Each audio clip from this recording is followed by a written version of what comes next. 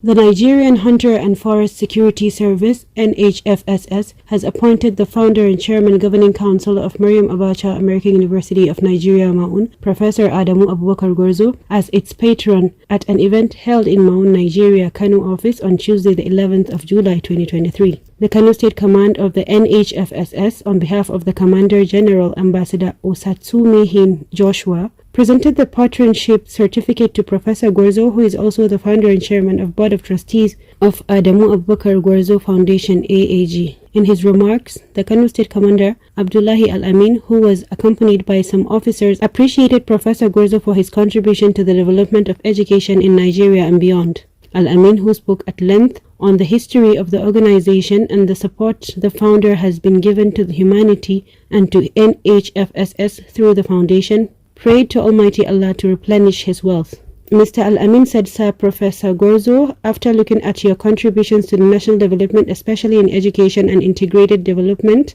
that includes supporting us with various office furniture, security gadgets and training among others, we have nothing to appreciate you than to nominate you as the national patron."